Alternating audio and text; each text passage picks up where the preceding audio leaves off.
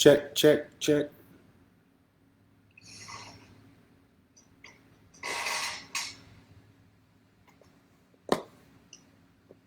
Check, check, check.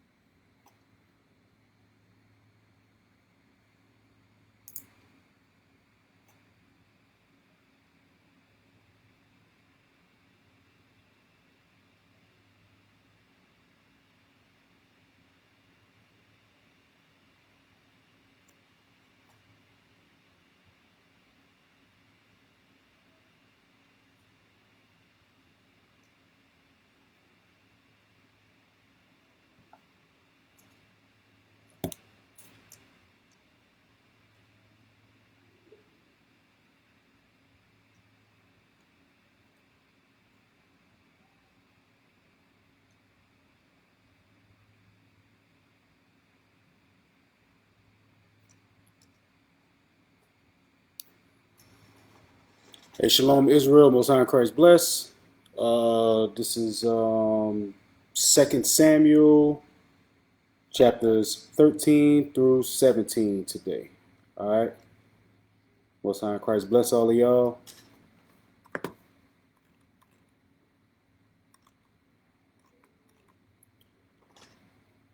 going to read the disclaimer. Israel united in Christ. We are not a hate group. We are not affiliated with any other Israelite group. Israel United in Christ is a non-violent, Bible-based movement. We do not advocate or condone any acts of violence against any race, ethnicity, or gender. We advise that if anyone hears or knows of any plots to cause harm to anyone or to break the laws of the land, you must contact the proper authorities to bring awareness to any possible threat, as stated in Leviticus chapter 5, verse 1. So Most High in Christ bless all of y'all. Do I have a brother to scribe? Can a brother scribe?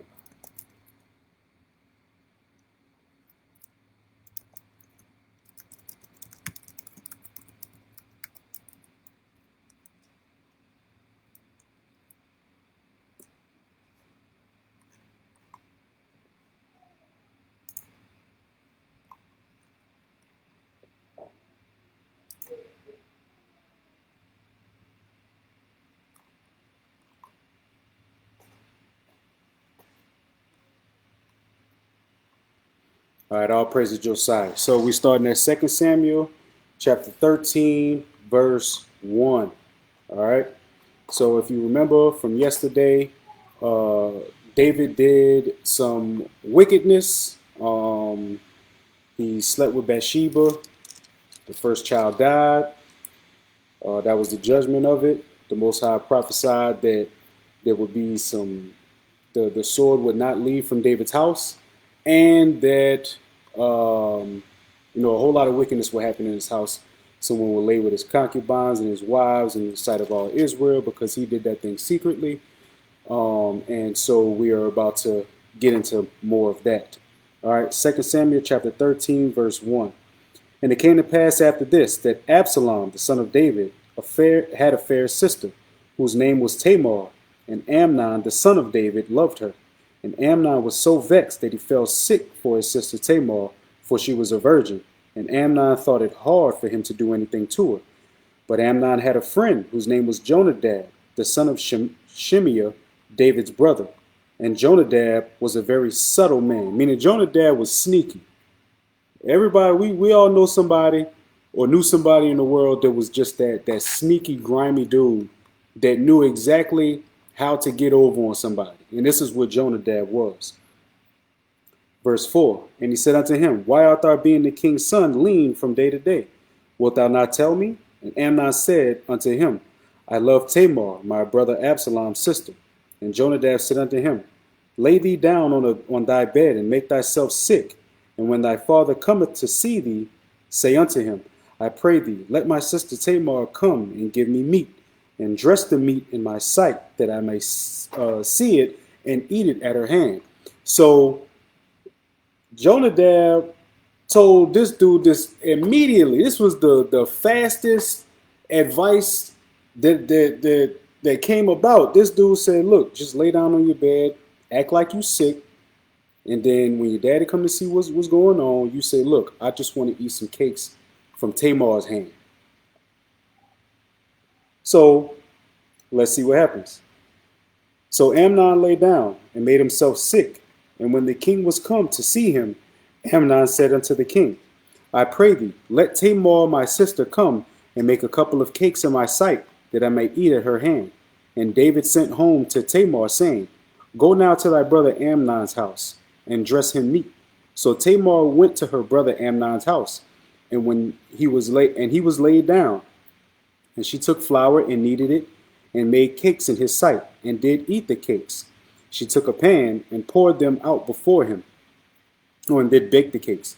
She took a pan and poured them out before him, but he refused to eat. And Amnon said, Have out all the men from me. And they went out every man from him. And Amnon said to Tamar, Bring the meat into the chamber, that I may eat it of thy hand. And Tamar took the cakes which she had made, and brought them into the chamber of Amnon her brother. And when she brought them unto him to eat, he took hold of her, and said unto her, Come, lie with me, my sister. And she said unto him, Nay, my brother, do not force me, for no such thing ought to be done in Israel. Do not thou this folly. So to them brothers that be talking about raping women, what did Tamar just call this? Folly, sin. This thing is not supposed to be done in Israel. He was forcing her, raping this woman. And she cried out, Do not this thing. Stop, don't do this. Verse 14. But he would not hearken unto her. He would not hearken unto her voice. But being stronger than she, forced her and lay with her. And Amnon hated her exceedingly, so that the hatred wherewith he had hated her was greater than the love wherewith he had loved her. And Amnon said unto her, Arise and be gone. So right after he did this thing to his sister, the sister of his father, by the way, it was Absalom's sister.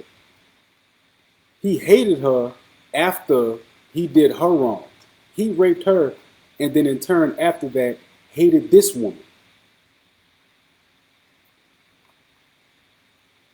So crazy.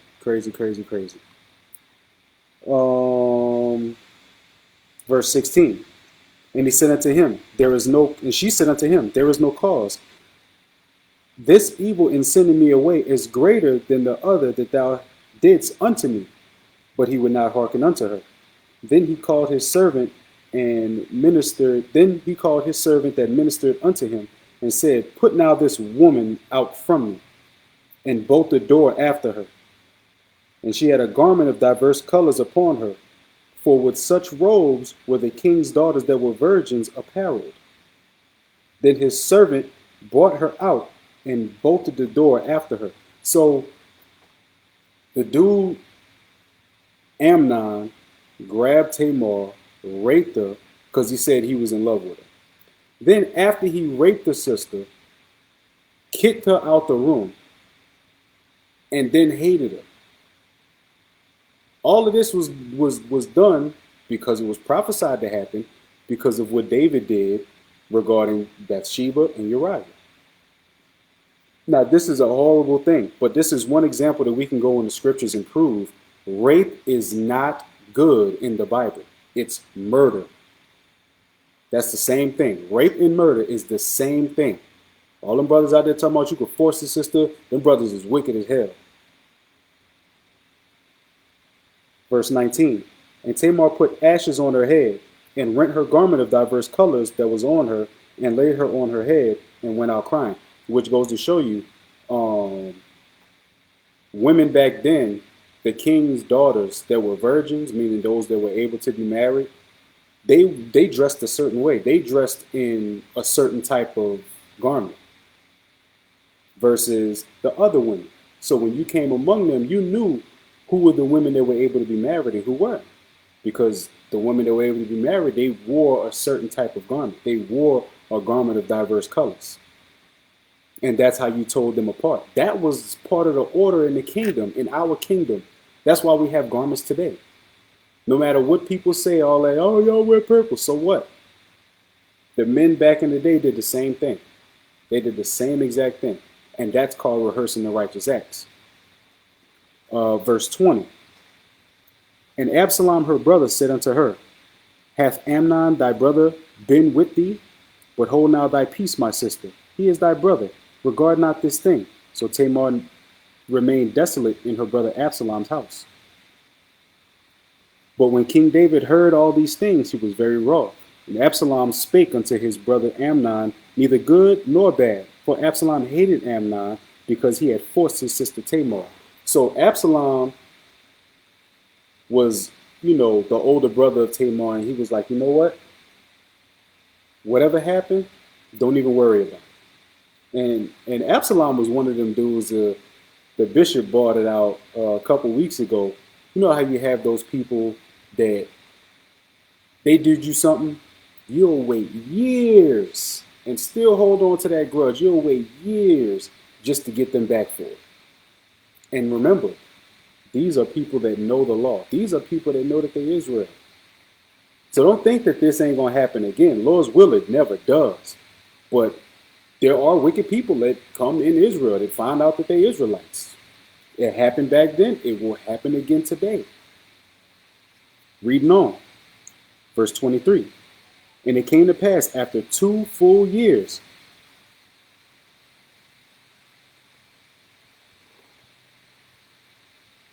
And it came to pass after 2 full years that Absalom had sheep shearers in Baal Hazor, which is beside Ephraim. And Absalom invited all the king's sons.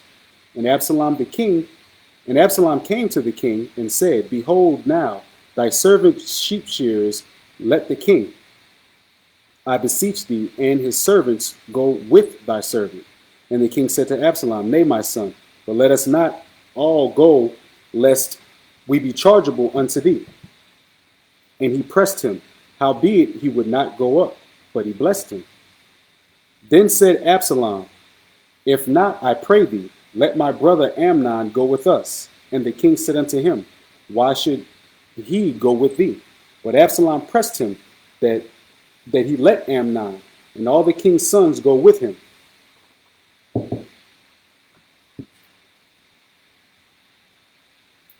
Then said Absalom, if not, I pray thee, let my brother Amnon go with us. And the king said unto him, why should he go with thee? But Absalom pressed him that he let Amnon and all the king's sons go with him. Now Absalom had commanded his servants, saying, mark ye now when Amnon's heart is merry with wine.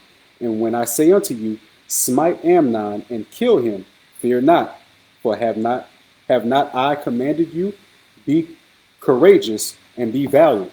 So Absalom was setting this dude up something fierce. He was like, look, when this dude get drunk, just come on out and let me know.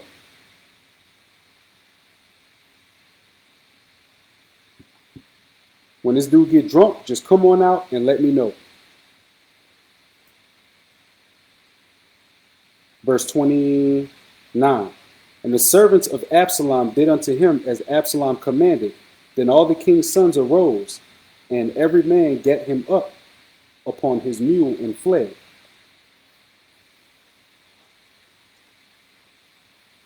And it came to pass, while they were in the way, that the tidings came unto David, saying, Absalom had slain all the king's sons, and there is not one of them left. So Absalom set Amnon up, made sure that he was all merry with wine, made sure he got nice and drunk, and then killed him.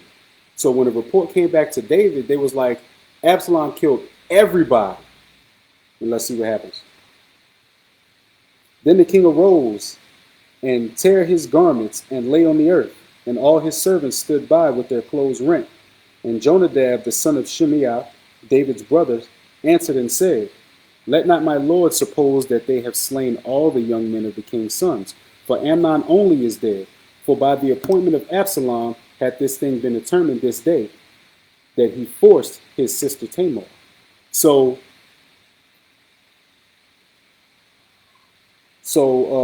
Jonadab told David, look, everybody's not dead, just Amnon, because of what he did to Tamar. Now therefore, let not my lord the king take to thine heart to think that all the king's sons are dead, for Amnon only is dead.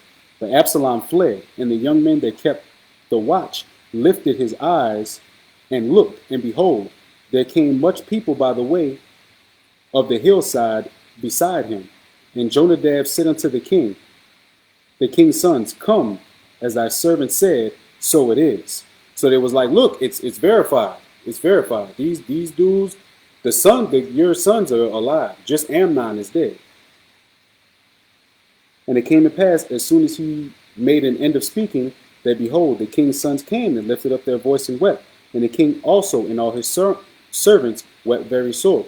So you got to understand the mind of David. Going through what he's about to go through, he still was compassionate towards his sons. Even though there was a lot of his sons that did some wicked things, but guess what? He still showed compassion. He still showed compassion. And in this compassion, you'll see why the Lord said David is a man after mine own heart. Because even through all of the stuff that we do, all of the rebellion that we do, he still shows us mercy. He's still compassionate towards us. And this is the thing that David did. Verse 37. But Absalom fled and went to Talmai, the son of Ammihud, king of Geshur, and David mourned for his son every day. So Absalom fled and went to Geshur, and was there 3 years. And the soul of King David longed to go forth unto Absalom, for he was comforted concerning Amnon, seeing he was dead. So remember, in verse 21 of chapter 13, David was upset at what happened with Tamar. He was upset. He didn't do anything, but he was upset. So David was like, look, tell Absalom, it's all right. I understand why he did what he did. You just come back. All right. Chapter 14, verse 1. Now Joab, the son of Zeruiah, perceived that the king's heart was toward Absalom. And Joab sent to Tekoa and fetched thence a wise woman, and said unto her, I pray thee, feign thyself to be a mourner, and put on now mourning apparel, and anoint thyself with oil, and be as a woman that hath a long time mourned for the dead, and come to the king, and speak on this manner unto him. So Joab put the words in her mouth. And the woman of Tekoa spake to the king. She fell on her face to the ground, and did obeisance, and said, Help, O king. And the king said unto her, What aileth thee? And she said, I am indeed a widow woman, and mine husband is dead. And thine handmaid had 2 sons, and the 2 strove together in the field, and there was none to part them. But one smote the other, and slew him. And behold, the whole family is risen against thy handmaid, and said, Deliver him that smote his brother, that we may kill him, for the life of his brother whom he slew. And we will destroy the heir also. And so they shall quench mine coal which is left, and shall not leave unto my husband, neither name nor remainder upon the earth. And the king said unto the woman, Go to thine house, and I will give thee charge concerning thee. And the woman of Tekoa said unto the king, My lord, O king, the iniquity be on me and my father's house, and the king and his throne be guiltless. And the king said, Whosoever saith aught to thee, bring him to me, and he shall not touch thee any more. And then said she, I pray thee, let the king remember the Lord thy God, that thou wouldest not suffer the revenger of blood to destroy any more, lest they destroy my son. And he said, As the Lord liveth, there shall not one hair of thy son fall to the earth. So Joab, one of King David's right-hand men, told this lady, look, act like you're a widow. Tell him that you had two sons. Both of them was fighting in the field. Nobody was there to break them up. One son killed another one. And now they're coming to me saying that they're going to kill my son and his sons. So now it's like, okay, back to the law, the revenger of blood. You're like, look, the revenger of blood is coming, and I don't want this stuff to happen. So that's why she went to King David, because she knew, just like Joab knew, that King David was merciful. Now let's see what happened. Then the woman said, let thine handmaid, I pray thee, speak one word unto my lord the king. And he said, say on. And the woman said, wherefore then hast thou thought such a thing against the people of God? For the king doth speak this thing as one which is faulty, in that the king doth not fetch home again his banished. For we must needs die, and are as water spilt on the ground, which cannot be gathered up again. Neither doth God respect any person, yet doth he devise means that his banished be not expelled from him. So she was like, look, you told me not to worry about this thing and to bring my son back, and nothing is going to happen to my son. But what about your son? Because even God is not a respecter of persons, and he's not going to keep his banished forever. So she was basically trying to trap him up in his own situation. Watch. Now therefore I am come to speak of this thing unto my lord the king. It is because the people have made me afraid. And thy handmaid said, I will now speak unto the king. It may be that the king will perform the request of his handmaid. For the king will hear to deliver his handmaid out of the hand of the man that would destroy me and my son together out of the inheritance of God. Then thine handmaid said, the word of my lord the king shall now be comfortable. For as an angel of God, so is my lord the king, to discern good and bad. Therefore, the Lord thy God will be with thee. Then the king answered and said unto the woman, hide not from me, I pray thee, the thing that I shall ask thee. And the woman said, let my lord the king now speak. And the king said, is it not the hand of Joab with thee in all this? See, David knew. David knew. There's no way, as worthy as David was anointed of the Lord. Did David do something crazy? Yes, he did. But he was still anointed of the Lord. He was still the king over all Israel. He was still a very wise man. And he knew, come on now, this is right-hand man. You don't think that he knows what kind of man Joab is? Everybody got something that they got to deal with, and the king was real privy to it. That's why he said, read it again. Verse 19, and the king said, is not the hand of Joab with thee in all this? And the woman answered and said, as thy soul liveth, my lord the king, none can turn to the right hand or to the left from aught that my lord the king had spoken. She said, you know what? I can't even lie. Yes. For thy servant Joab, he bade me, and put all these words in the mouth of thine handmaid. Plain and simple. She said, look, I can't even lie. Yes, Joab, he bade me say everything that I'm about to say. But which goes to show you, those people that try to use David's mistake to justify their sins, they don't know the Bible. Because the first thing that happened was, there was incest in his house. One of his daughters was raped by her own brother. That brother was murdered by his other brother, and all of these are David's children. And now, his right-hand man is trying to set something up behind his back, and he found out about it. Let's see how he handled it. Verse 20.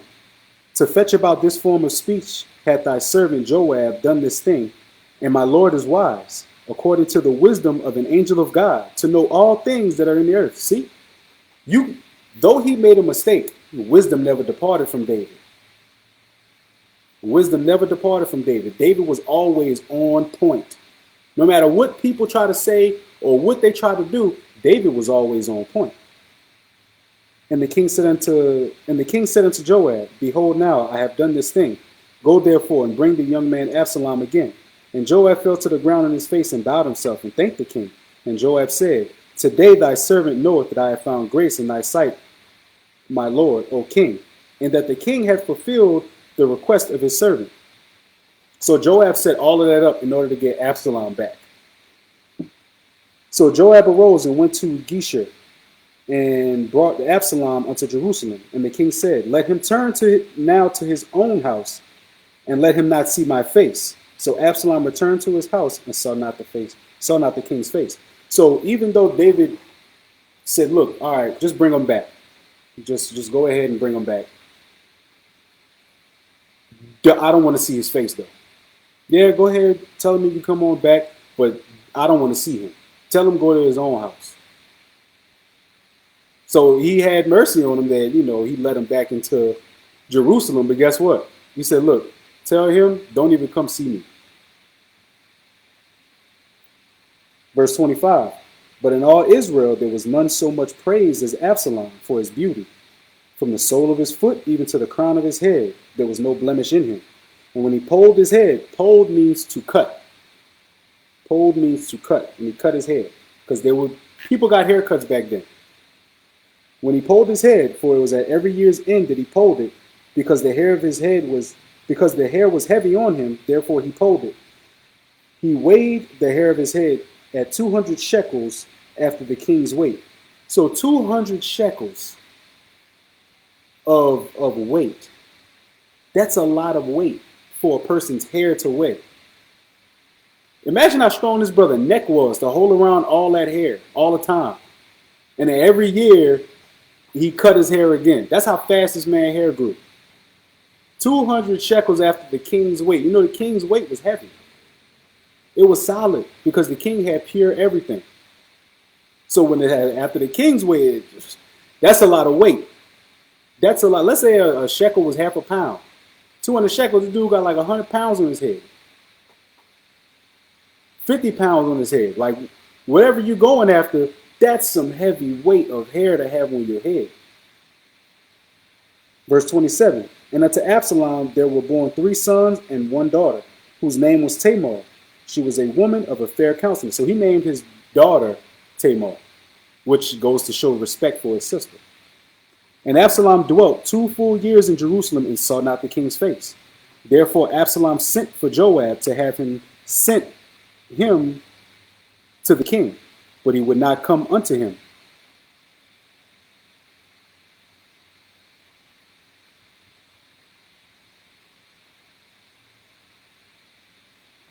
Can everybody hear me still?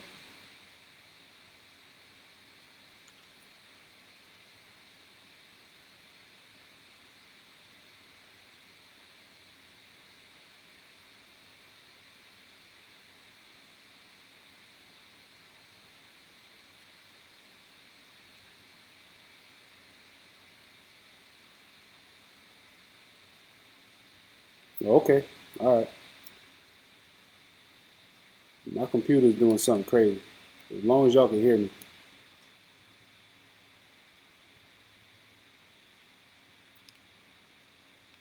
All right. So, back to where I was. Okay, I'm going to read verse 29 again. Therefore Absalom sent for Joab to have sent him to the king, but he would not come unto him. And he said again. And he sent again the second time. He would not come. Therefore he said unto his servants, See, Joab's field is nearer than mine, and he hath barley there. Go and set it on fire. And Absalom's servants set the field on fire. So Absalom trying to get the king's attention. The king like, I don't want to talk to you. So after a while, he like, all right, I tried to get Joab to go handle some business for me, and Joab didn't succeed. So look, set his field on fire. Absalom had a devil on him. And Absalom answered and said, Joab, behold, I sent unto thee, saying, Come hither, that I may send thee to the king, and say, Wherefore am I come to Geshur? It has been good for me to have been there still. Now therefore let me see the king's face. If there be any iniquity in me, let him kill me. So he was so upset, he set the man's field on fire. This is straight craziness. So Joab came to the king and told him, and when he had called for Absalom, he came to the king and bowed himself on his face to the ground before the king, and the king kissed Absalom. Chapter 15, verse 1. And it came to pass after this that Absalom prepared him chariots. Okay, 16, my bad. And it came to pass after this that Absalom prepared him chariots and horses and 50 men to run before him. And Absalom rose up early and stood beside the way of the gate. And it was so that when any man had a controversy, came to the king for judgment. That when any man had a controversy, came to the king for judgment. Then Absalom called unto him and said, Of what city art thou? And he said, Thy servant is of one of the tribes of Israel. And Absalom said unto him, See, thy matters are good and right, but there is no man deputed of the king to hear thee. So this part right here is some sneakiness that Absalom actually did. All right. Absalom started to kind of underhand the king. He started to underhand the king, and so that he was winning the love of the people behind the king's back. And it's all a purpose behind it so that he could later betray the king, because like the prophecy said, the sword is not going to depart out of David's house. And there's a lot of things that were said that still had to be fulfilled. Let's read on. Verse 4, and Absalom said, Moreover, oh, that I were made a judge in the land, that every man which hath any suit or cause might come unto me, and I would do him justice. So he's like, look, man, if y'all came to me, I would do y'all justice. I would have your back. I would make sure that any and everything that you wanted, that you got it. Let's read. And it was so that when any man came nigh unto him to do him obeisance, he put forth his hand and took him and kissed him. And on this manner did Absalom to all Israel that came to the king for judgment. So Absalom stole the hearts of the men of Israel. This is what Absalom did. Instead of going to the king and trying to resolve things, he said, you know what? I'm going to get in my king's good graces. That way I could come around everybody again. And then I'm going to just steal the hearts of the people. I'm gonna give them that pat on the back. I'm gonna show them friend-ish, like Bishop always put out. The Absalom was showing people friend-ish. Verse 7, and it came to pass after 40 years that Absalom said unto the king, I pray thee, let me go and pay my vow, which I have vowed unto the Lord in Hebron. For thy servant vowed a vow while I abode in Geshur in Syria, saying, If the Lord shall bring me again indeed to Jerusalem, then I will serve the Lord. And the king said unto him, Go in peace. So he arose and went to Hebron. But Absalom sent spies throughout all the tribes of Israel, saying, As soon as you hear the sound of the trumpet, then you shall say, Absalom reigneth in Hebron. And with Absalom went 200 men out of Jerusalem that were called, and they went in their simplicity, and they knew not anything. And this goes to show the simplicity of a lot of brothers in Israel. You'll let the guy that says all of the nice things, that does all of the things that you like, soon as he starts to gain favor in your eyes, he went completely against leadership. He done went completely against orders. He's doing things all out of order. You follow right along in your simplicity. And you don't know nothing because you ain't looking at it from a spiritual aspect. You looking at it carnally. You looking at it like, well, I mean, he did kiss my hand. You know, I did go to him and he did tell me everything was going to be all right. Man, I might as well follow. I done seen that happen plenty of times. Dudes leave. Oh no, I gotta follow my mans. Oh, I gotta follow him. I gotta do what my mans is doing. Verse 12. And Absalom sent forth Ahithophel, the Gilonite, David's counselor, from his city, and even from Gilo, where he offered sacrifices And the conspiracy was strong, for the people increased continually with Absalom. So more and more and more, the people started to go more and more and more with Absalom. More and more and more with Absalom. Why? Friend-ish, stroking their egos, giving them attaboys, patting them on the back, letting them know, hey, everything gonna be all right. All right, let's see.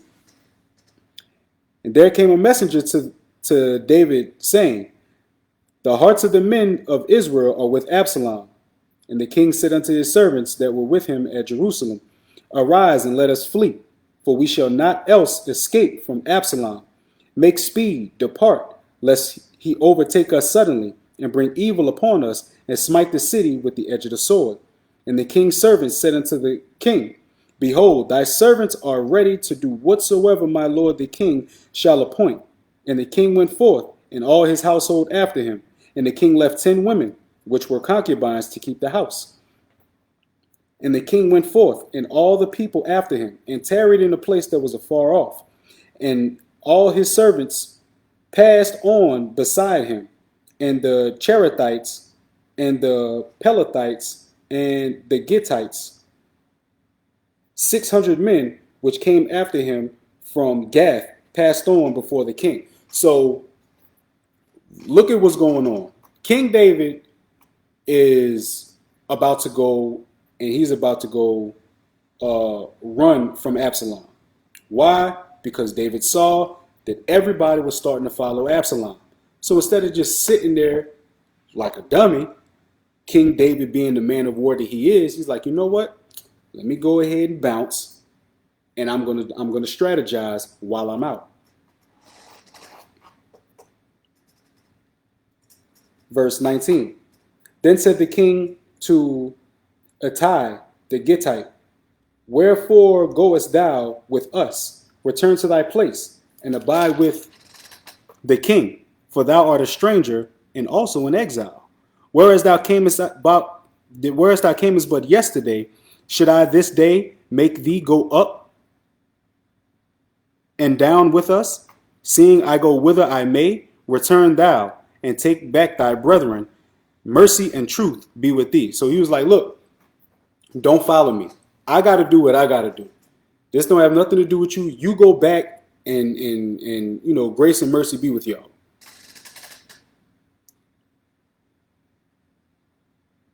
Verse 21. And Ittai answered the king and said, as the Lord liveth, and as my lord the king liveth, surely in what place my lord the king shall be, whether in death or in life, even there also will thy servant be. And David said unto Ittai, go and pass over. And Ittai the Gittite passed over, and all his men and all his little ones that were with him. So Ittai was showing a level of loyalty to David, and David respected that thing. He's like, all right, you want to do what you got to do? Go over. And David said unto Ittai, go, verse 23. And all the country wept with a loud voice, and all the people passed over, and the king himself passed over the brook Kidron, and all the people passed over toward the way of the wilderness. And lo, Zadok also, and all the Levites that were with him, buried the ark of the covenant of God. They set down the ark of God. And Abiathar went up until all the people had done passing out of the city. And the king said unto Zadok, carry back the ark of God into the city. If I shall find favor in thine eyes, in the eyes of the Lord, he will bring me again and show me both it and his habitation. So King David was basically like, look, go back, make sure that the ark remains in the city. If it's the Lord's will, I'll be back in the city. That's how much faith David had. And a lot of the songs that David wrote, he wrote while he was on the run from Saul, from Absalom. While trouble was going on in his house, David was writing songs.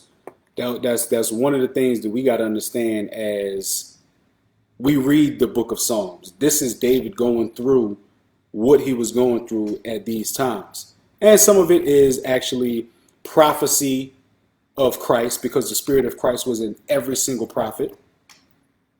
Verse 26. But if he thus say, I have no delight in thee. Behold, here am I. Let him do to me as seemeth good unto him. The king said also unto Zadok the priest, Art not thou a seer? Return unto the city in peace, and your 2 sons with you, Ahimaaz thy son, and Jonathan the son of Abiathar. See, I will tarry in the plain of the wilderness, and there until there come word from you to certify me. Zadok therefore and Abiathar carried the ark of God again to Jerusalem, and they tarried there. And David went up by the ascent of the Mount Olivet, and wept as he went up, and had his head covered, and he went barefoot. And all the people that was with him covered every man his head, and they went up, weeping as they went up. And one said unto David, and one told David, saying, Ahithophel is among the conspirators with Absalom. And David said, O Lord, I pray thee, turn the counsel of Ahithophel into foolishness. Now remember, when we read on, you're going to see that Ahithophel, he was one of those good counseling brothers. They said his counsel was like an angel of the Lord. This how good this dude's counsel was. He said it was like talking to an angel of the Lord. Like his counsel was magnificent. This brother could articulate and make you see every single thing. And we're going to see what's going on. Remember, David made the prayer, let the counsel of Ahithophel will turn it into foolishness. So was God still working with David? Of course he was. David's sin, he had godly sorrow from, and now he has to deal with the judgment of that. He's still dealing with it. Verse 32. And it came to pass that when David was come to the top of the mount where he worshiped God, behold, Hushai the Archite came to meet him with his coat rent and earth upon his head. Unto whom David said, If thou passest on with me, then thou shalt be a burden unto me. But if thou return to the city and say unto Absalom, I will be thy servant, O king, as I have been thy father's servant hitherto, I will now also be thy servant. Then mayest thou be defeat. Then mayest thou be for me defeat the counsel of Ahithophel. So David was like, look, Hushai, go there and act like you are gonna do whatever Absalom said. All right, you got to do that because Hushai was one of David's friends. Does Absalom know that? Of course he does. You got to see how our people was moving. The warlike mentality that David had, it was always a game of chess. It was never a game of checkers. And that's how we have to treat this thing nowadays. So he sent Hushai there to, because if Hushai goes, he's going to be able to listen to the counsel of Ahithophel. When he listens to the counsel of Ahithophel, he can actually intervene. And we're going to see that come up shortly. Verse 35. And hast thou not there with thee Zadok and Abiathar the priests? Therefore it shall be, that what things soever thou shalt hear out of the king's house, thou shalt tell it to Zadok and Abiathar the priests. Behold, they have there with them their 2 sons, Ahimaaz, Zadok's son, and Jonathan, Abiathar's son. And by them shall ye send me unto me everything that ye can hear. So Hushai, David's friend, came to the city, and Absalom came to Jerusalem. Chapter 16. And when David was a little past the top of the hill, behold, Ziba, the servant of Mephibosheth, met him with a couple of asses saddled, upon them 200 loaves of bread, 100 bunches of raisins, and 100 summer fruits, and a bottle of wine. And the king said unto Ziba, What meanest thou by these? And Ziba said, The asses be for the king's household to ride on, and bread for the summer, and bread and summer fruit for the young men to eat, and the wine that such and the wine that such as be faint in the wilderness may drink. And the king said, And where is thy master's son? And Ziba said unto the king, Behold, he abideth in Jerusalem. For he said, Today the house of Israel shall restore me the kingdom of my father. So Ziba came up to David and was like, look, I bought you a bunch of gifts. And David's like, all right, what's up with Mephibosheth? And he said, look, Mephibosheth is like the kingdom of Israel is about to get returned unto him. Let's see what David said. Then said the king to Ziba, behold, thine are all that pertained unto Mephibosheth. And Ziba said, I humbly beseech thee that I may find grace in the sight of the Lord, O king. So he said, look, everything I gave Mephibosheth is now yours. Why? Because he got word that Mephibosheth was saying the kingdom was going to get restored back to him, which it wasn't true. Verse 5. And when the king came to Bahurim, behold, thence came out a man of the family of the house of Saul, whose name was Shimei, the son of Gera. He came forth and cursed still as he came. And he cast stones at David and all the servants of the king, all the servants of King David. And all the people and all the mighty men were on his right hand and on his left. And thus said Shimei when he cursed, come out, thou bloody man, and thou man of Belial. The Lord hath turned upon thee all the blood of the house of Saul, in whose stead thou hast reigned. And the Lord hath delivered the kingdom into the hand of Absalom thy son. And behold, thou art taken in thy mischief, because thou art a bloody man. This brother, remember, he was from the house of Saul. Saul was wicked. Saul tried to kill David. And it was by the hand of the Lord that Saul did not succeed. So this brother that was of the house of Saul came cursing at David like David was the one that was in the wrong, like David was the wicked one. That goes back to like what he said, verse 8 again, the Lord had returned upon all thee the blood of the house of Saul, in whose stead thou hast reigned. The Lord had delivered the kingdom into the hand of Absalom thy son, and behold, thou art taken in thy mischief, because thou art a bloody man. All of that, like, how did he find out what was going on between David and Saul? Because people talk, people gossip, people say things, people blame, people do this, people do that. So he saw that, okay, David is now at a low estate. David going through trouble. Let me go rub it in his face. And that's the mindset of some people in Israel as well. Remember, he was of the house of Saul. He knew he was an Israelite. He probably spoke Hebrew. And when he came and saw David, what did he do? He cursed David out. Why? Because of what happened to his family member. But his family member was the one that was wicked. His family member was the one that was trying to kill David, not the other way around. David had plenty of opportunities to kill Saul and did not do it. And yet he comes out acting like David is the one that's in the wrong. Oh yeah, that's good for you. Now all of this stuff coming on you because of what you did. I knew you was always wicked. Ain't we heard that before? I knew they was always wicked. I always knew they was wicked. Look, that's why all that stuff happened to him, because them brothers is wicked. Verse 9. Then said Abishai, the son of Zeruiah, unto the king, why should this dead dog curse my lord the king? Let me go over, I pray thee, and take off his head. See, Christ rode with some people like Peter. Peter was not no slouch. Remember, Peter cut somebody's ear off.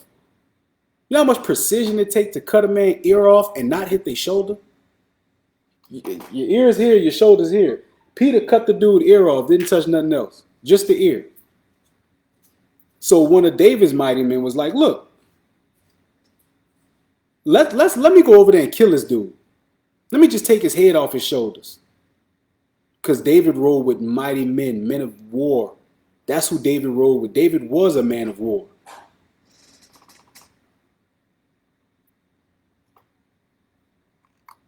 Ain't that something? Brother on our forum posting videos. Ain't that something? See? This is what Israel do. This is what Israel do.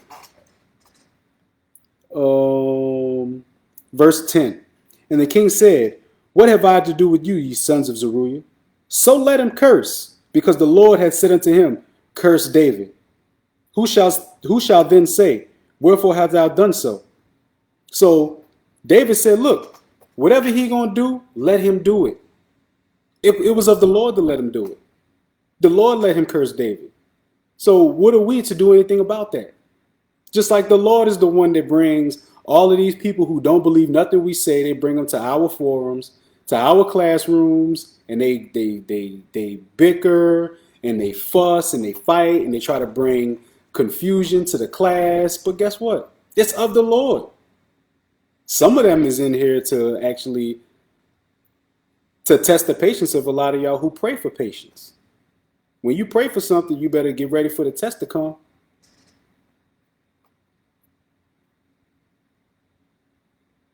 Verse 11. And David said to Abishai and to all his servants, behold, my son, which came forth out of my bowels, seeketh my life. How much more now may this Benjamite do it? Let him alone and let him curse, for the Lord hath bidden him. Like he's like, look, my own son is coming after me. So what if this Benjamite over here is coming after me? I know my son. I know what my son can do. That little Benjamite ain't gonna do nothing. But God is order.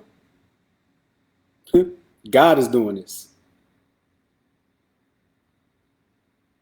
Hey, let him do what he do. Let him do what he do, Josiah. Let him do what he do, Josiah. Like David said, the Lord hath bidden him. Verse 12, it may be that the Lord will look upon mine affliction, and that the Lord will requite me good for his cursing this day. So it may be that the Lord going to look upon all of the things that are done to David and be like, you know what? Because these people are trying to bring harm and trying to bring my servant David low, I'm going to bless them. I'm going to bless him in front of them. Same thing that goes with us. When people try to bring us down, the Lord is going to bless us in front of them. That's why, as you can see, this congregation has grown exponentially within the last 4 years, let alone the last 8 or the last 10. In just the last 4 years, this congregation has grown exponentially. So much so that everybody that leaves, everybody that comes against us, we don't do nothing but grow bigger. You know what I'm saying? We don't do nothing but grow bigger. So let it happen. Verse 13. And David and his men went by the way. Shimei went along the hillside over against him and cursed as he went, and threw stones at him and cast dust. And the king and all the people that were with him came weary and refreshed themselves there. And Absalom and all the people of the men of Israel came to Jerusalem, and Ahithophel with him. And it came to pass, when Hushai the Archite, David's friend, was come unto Absalom, that Hushai said unto Absalom, God save the king. God save the king. Remember, back in chapter 15. Chapter 15 and verse 34. He said, but thou return to the city and say unto Absalom, I will be thy servant, O king. As I have been thy father's servant hitherto, so I will now also be thy servant, that thou mayest for me defeat the counsel of Ahithophel. So what did Hushai start to do? He started to put in action the things that David and him planned to do. Let's read it again. Chapter 16, verse 16. And it came to pass, when Hushai the Archite, David's friend, was come unto Absalom, that Hushai said unto Absalom, God save the king. God save the king. And Absalom said unto Hushai, is this thy kindness to thy friend? Why wentest thou not with thy friend? Because he knew, like, man, you my daddy friend. So is this how you show kindness to your friend? Why you ain't leave with your friend? These are black people. Don't no Edomite talk like this. This is, I said it once before. This Bible is full of black acts. That's it. Black people act the way they have in the Bible. This is us. This is our people acting like this. Who else gonna say, well, what about your friend? Why you ain't go with your friend? Because you know me and him not on good terms. So why you coming over here talking to me? Let's see. And who shall I send unto Absalom? Nay, but whom the Lord and his people and all the men of Israel choose, his will I be, and with him will I abide. And again, whom shall I serve? Should I not serve in the presence of his son? As I have served in thy father's presence, so will I be in thy presence. It's the same thing that happened that David said. Why? Because there are people that are going to show that loyalty. There's going to be people that show that loyalty. And Hushai is a good example of how to be loyal to your friend. That was David's friend. That word friend does not come lightly with a lot of people in Israel. A lot of people in Israel, they take that friend word very seriously. So if they call you a friend, that means that they trust you. They know that they can count on you. They can depend on you. They can be just as loyal to you as you will be to them. And we're talking about loyalty as far as the commandments of God go. A friend is somebody to tell you, hey, bro, you going off. Hey, man, you need to fix that. Hey, man, you full of it right now.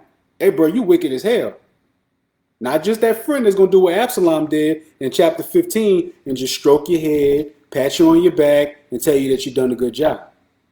That's not a friend. That's friend-ish. Let's see. Verse 20. And Absalom, then said Absalom to Ahithophel, give counsel among you what we shall do. And Ahithophel said unto Absalom, go in unto thy father's concubines, which he had left to keep the house, and all Israel shall hear that thou art abhorred of thy father. Then shall the hands of all that are with thee be strong. So they spread Absalom a tent upon the top of the house, and Absalom went in unto his father's concubines in the sight of all Israel. And the counsel of Ahithophel, which he counseled in those days, was as if a man had inquired at the oracle of God. So was all the counsel of Ahithophel, both with David and with Absalom. So this dude said, this was part of the counsel of Ahithophel. Look, take your father's concubines. Remember, he left 10 of them back in his house while he left. So he left, he took his concubine and just left his concubines there. So Ahithophel said, look, lay and sleep with your father's concubines in the sight of all Israel. Now I want to show y'all something.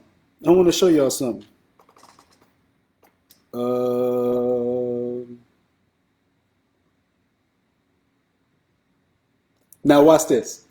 Go to 2 Samuel chapter 12. We're going to go to verse 10. 2 Samuel chapter 12, verse 10. Watch why this is happening. Watch why this is happening. Remember, he said, lie with thy father's concubines in the sight of all Israel. And they set up a tent on the roof of the house. And he smashed all his father's concubines in the sight of all Israel. Let's watch this. Watch this. Watch this. 2 Samuel chapter 12, verse 10. Now therefore the sword shall never depart from thine house, because thou hast despised me, and hast taken the wife of Uriah the Hittite to be thy wife. So he said, the sword shall never depart from thine house. That's what's going on with Absalom. That's what went on with Amnon and Tamar, because Absalom killed Amnon for what he did to Tamar. And now Absalom, his own son, is trying to overthrow him in the kingdom. Thus saith the Lord, behold, I will raise up evil against thee out of thine own house. That's Absalom, that's Amnon, and that's Tamar. And I will take thy wives before thine eyes, and give them unto thy neighbor, and he shall lie with thy wives in the sight of this sun. S-U-N. Where did they set the tent up? On top of the roof. Let's go back to it. 2 Samuel chapter 16, verse 22. So they spread Absalom a tent upon the top of the house, and Absalom went in unto his father's concubines in the sight of all Israel. God said to you, he's going to lay with your wives in the sight of all Israel and in the sight of this sun. Watch this. Back to 2 Samuel chapter 12, verse 12. For thou didst it secretly, but I will do this thing before all Israel and before the sun. Now, how? It's not even ironic. It's not even coincidence that they set up a tent on top of the house and everybody watched this dude one at a time smash his father's concubines. Why? It was prophesied to happen. Prophesied to happen. None of this stuff would have happened if David hadn't done what he did. But guess what? He did do it. He did do it. And that was the punishment. So I know a lot of them, the Masons, a lot of them fraternity dudes, soon as you start bringing up the Bible and cutting them with the laws of God, the first place that they go to is, well, David slept with Bathsheba. But then when you read all of the chapters after this, David's daughter was raped by his son. One of his sons killed the other son. And then that same son that killed the other son stole the kingdom out of his hand and actually was beefing with him to the point to where David had to actually run from his own kingdom. The sword never left David's house. That's why half of these dudes be getting shot behind females. They be having STDs. They be having divorces. Their divorce rates be out of this world. A lot of them Masonic dudes, them dudes don't be having no good marriages. These dudes are straight loco if they think that if you could go to King David and say, well, King David slept with Bathsheba and that could justify your wickedness, you wicked as hell and you dumb. You just dumb. No way in hell that you could say it was a good thing that David did what he did. Look at all of the stuff that we just read. In 4 chapters, his daughter got raped. One son got killed. He had to flee to another city because the son that killed one of his other sons is trying to take over the kingdom from him. And now you got all of the people that was once in your kingdom down for you. Now they are following your wicked son. That same wicked son that just slept with all 10 of your concubines in the sight of all Israel and in the sight of the sun. You can't make this stuff up. This stuff actually happened. These are people that know that they're Israel.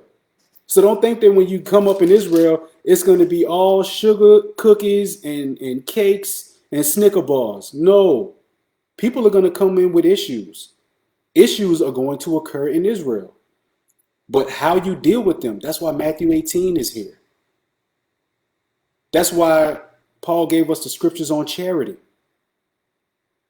That's why we have examples of how to deal with certain things. Like I say in Peter, if you, being righteous, suffer wrongfully and you take it patiently, that's good.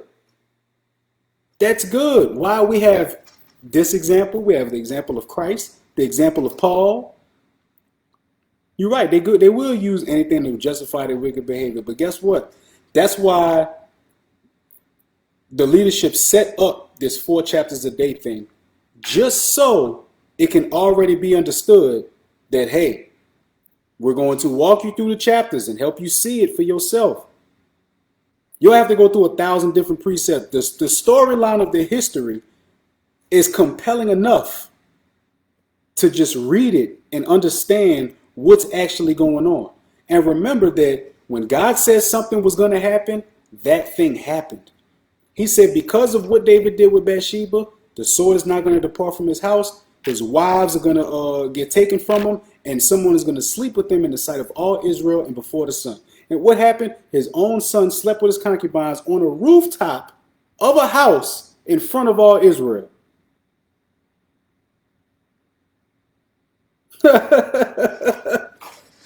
Man.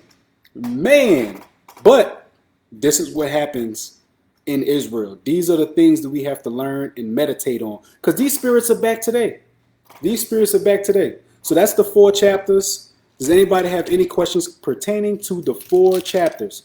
Chapter 13, 14, 15, and 16. I know I put 17 up there, but you know, I was using Esau's math. I forgot to count chapter 13. So does anybody have any questions pertaining to the 4 chapters? We got a little time to answer questions. If y'all was watching yesterday, Sunday was a short day, so you couldn't really get into questions like that. But you know, I got a little time.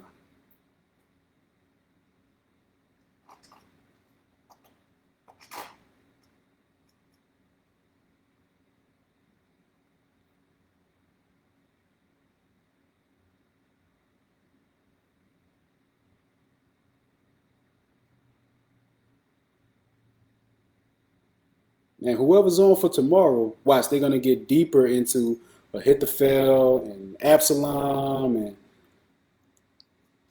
yeah, yep. He smashed all, but it was prophesied to happen.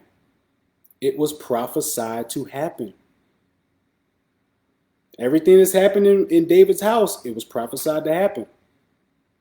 So remember, go to Exodus chapter 24, verse 7, or 34 and 7, real quick.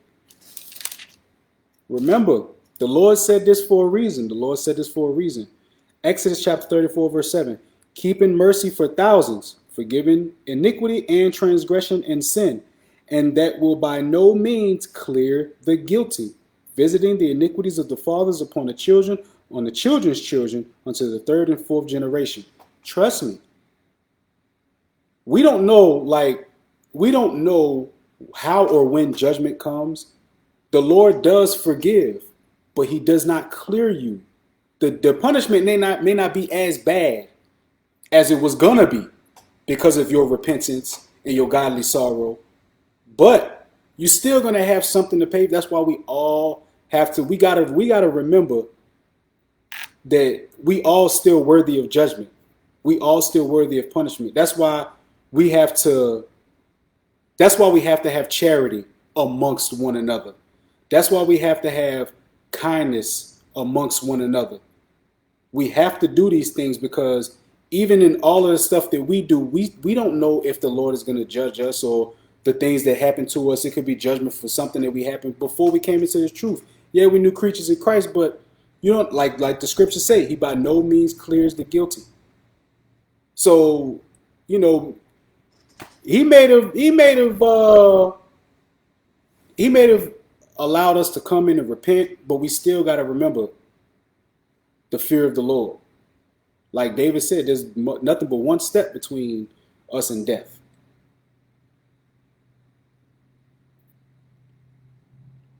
So every day that we wake up, we gotta thank the Lord.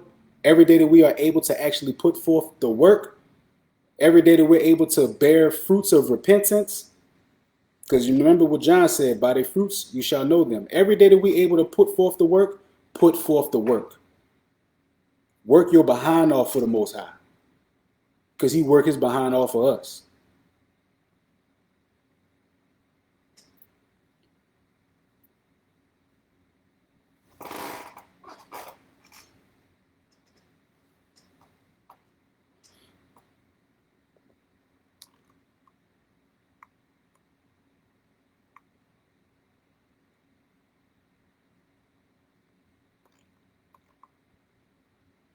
All right, Israel. Nobody got any questions? Shalom, Most High Christ bless. Lord's will. Everybody has a good rest of their day, rest of their week. Remember, new moon is coming up Thursday night. So, yet again, another time to get down with the Israelites. All right. So, Most High Christ bless all of y'all. Shalom.